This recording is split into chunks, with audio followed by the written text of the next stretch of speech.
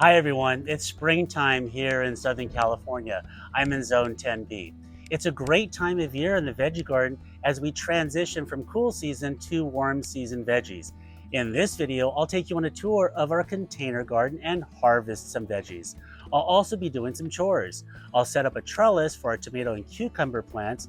I'll plant green onion cuttings and also bitter melon seeds. We would love to see your comments about any connections you have with what you see in this video. If you enjoy or learn anything, please consider hitting the like button. We would really appreciate it. Okay, let's go ahead and get started. In these two pots, I have Persian cucumbers, and as you can see here, I have 2 plants per container. We'll be staking these cucumbers today. In this pot next to it, I have a volunteer Perilla leaf plant, and eventually we'll be planting out bitter melon in this container. Next to it is a container of a Japanese turnip called Tokyo Cross. You'll notice I have this wire mesh cylindrical cage around it, and that's to help train the leaves to go up, but also to protect the turnips down below because I've had rats actually munch on them. So let's go ahead and take off this cage and harvest some turnips.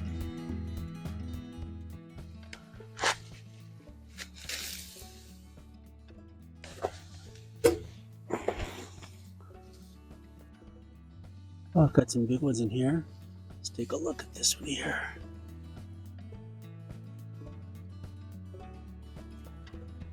There's a nice one there.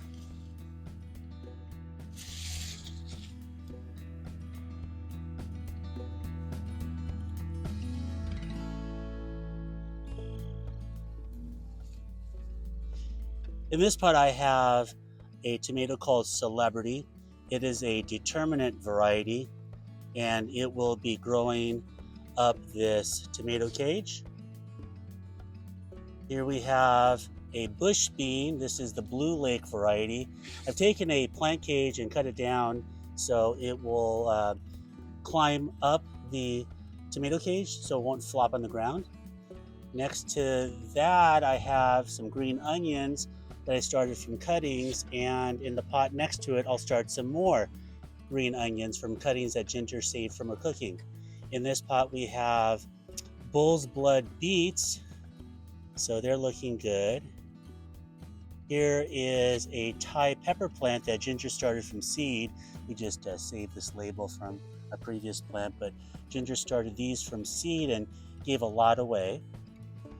Here's a pot of carrots, and as you can see, they're doing really well. They're kind of dense. I made the mistake of not thinning these out. So let's go ahead and harvest some carrots.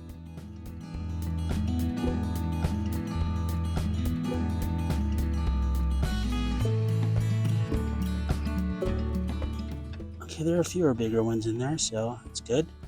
Next to the carrots, I have another pot of Japanese turnips.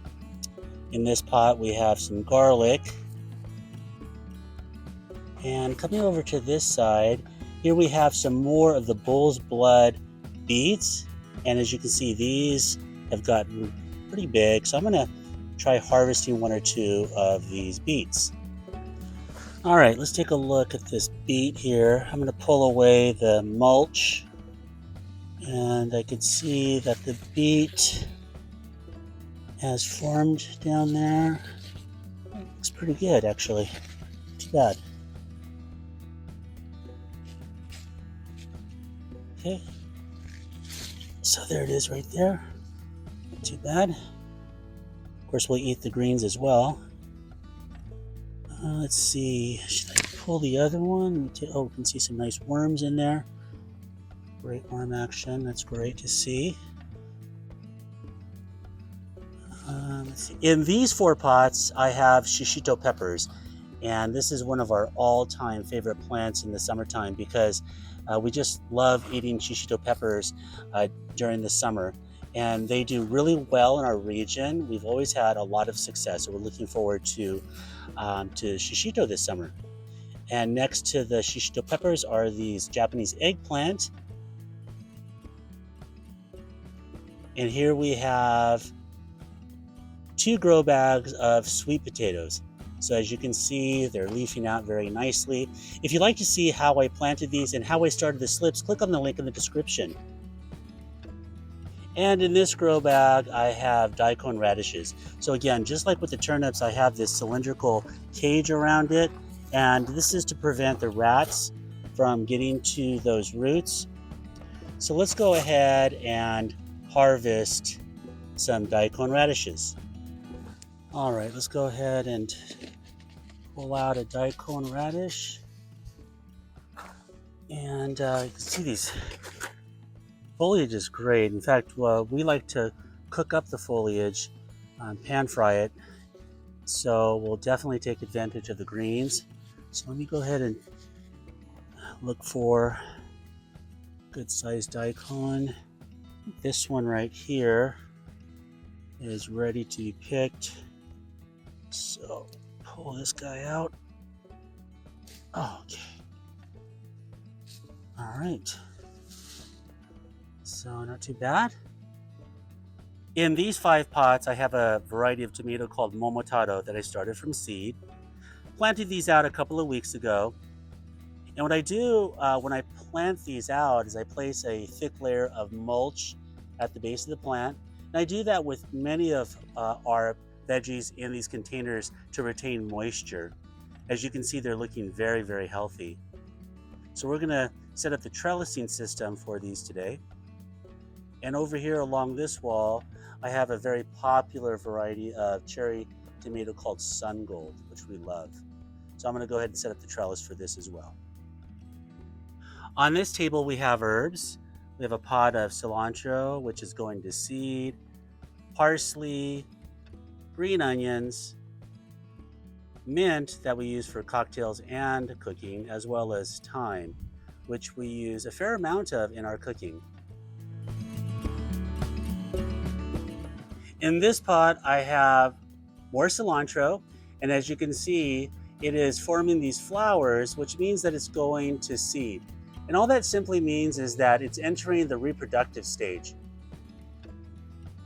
When these develop into seeds, they will be brown and they're known as coriander as a spice, but you can collect those and grow more cilantro, which is what we're planning on doing. Into this tray, I'm going to sow these bitter melon seeds.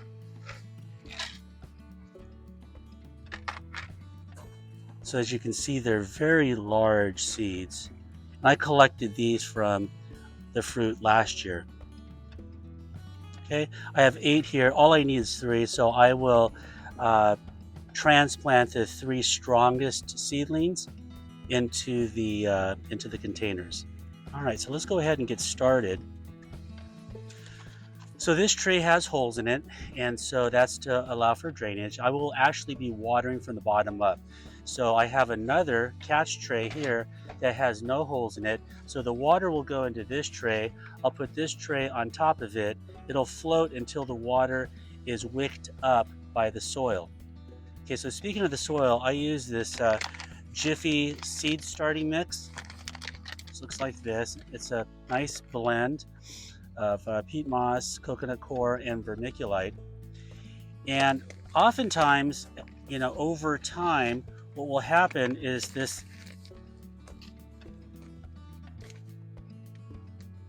potting soil will get into a hydrophobic state where it's not absorbing water. It'll just bead off, and that's especially when it gets dry.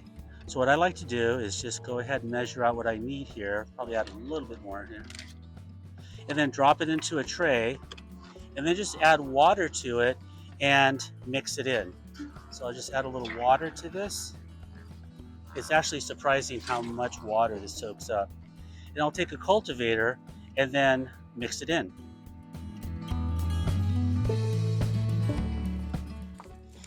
Okay, so you can see that that soil now is nice and moist.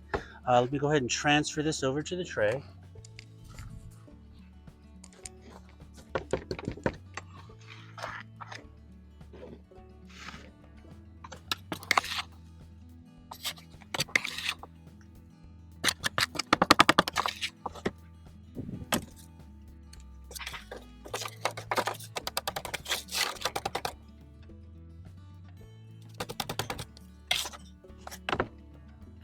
All right, so let's go ahead and put the seeds in.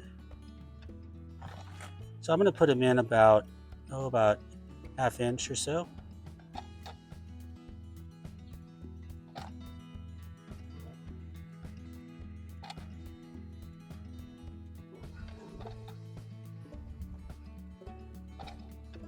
Now you'll notice that there aren't any little cells in here, so I'm just going directly into the tray. And then once they germinate, I'll prick them out and take them out and then repot them into larger pots. Add a little more soil here and cover it up. And I have this little plank of wood that I like to just gently press the soil so there's good contact with the soil and the seed. Okay, so there we go.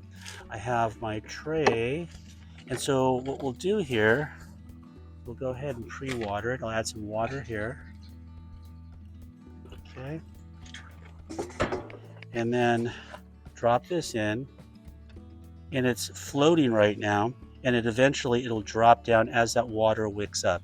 And then I have the lid to keep the moisture inside the tray. Okay, I have my, my label here, and I'll set that aside for now.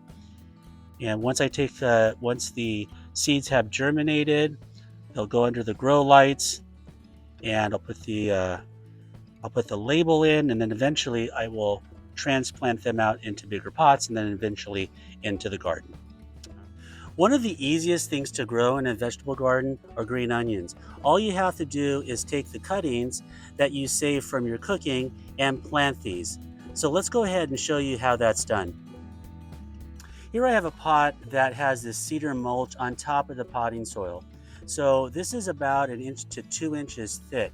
I'm going to keep that in there because I don't want to remove it and then place it back in with all of these cuttings. It just becomes a little too challenging. So what I'm simply going to do is take a cutting and make a hole using my weeding tool. I'll start in the center so you can see, and simply go in through the mulch into the soil so that it's about the size of the cutting. Then take your cutting and just drop it into the hole. That's all there is to it, just like that. And then push the mulch around the cutting. So I'm going to go ahead and do that with the rest of these cuttings.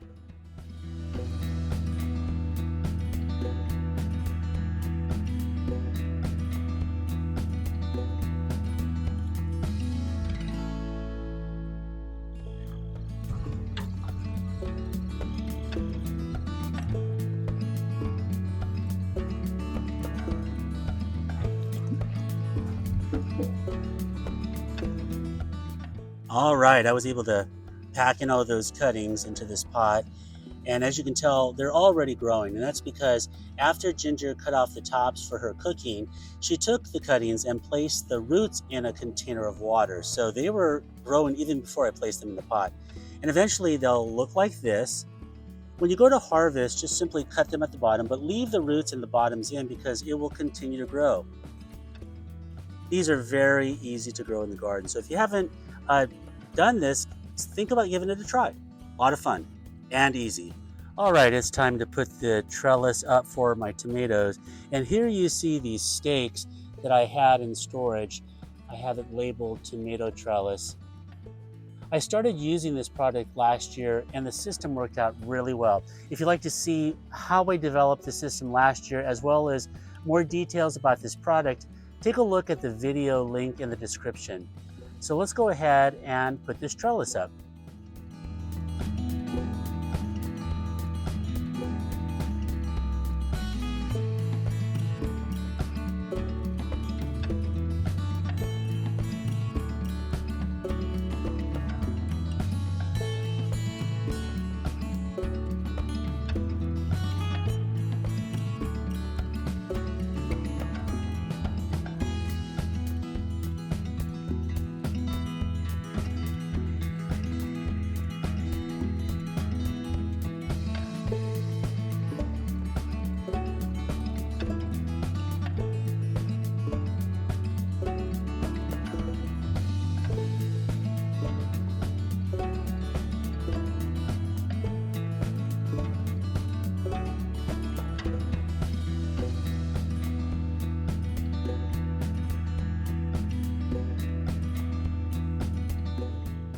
All right, the tomato trellis is installed. It took me less than a half an hour. So it was a very quick process. And the reason for that is because I had all the pieces cut to size from last year. So I simply put everything into storage at the end of the season last summer. And so I just simply had to take it out of storage, put the stakes into the pots, and snap everything together. So just to give you an idea of how this works, I have a upright pair of stakes there on the outside, a pair here in the middle, and another pair over here on the other side. And they hold up a horizontal stake which the string gets tied to. The string goes down to a staple down at the bottom, and I'll simply have the stem clipped to that twine as it grows. And I'll cut out the suckers. I'll probably train a second sucker, so I'll have 2 stems off of each tomato plant.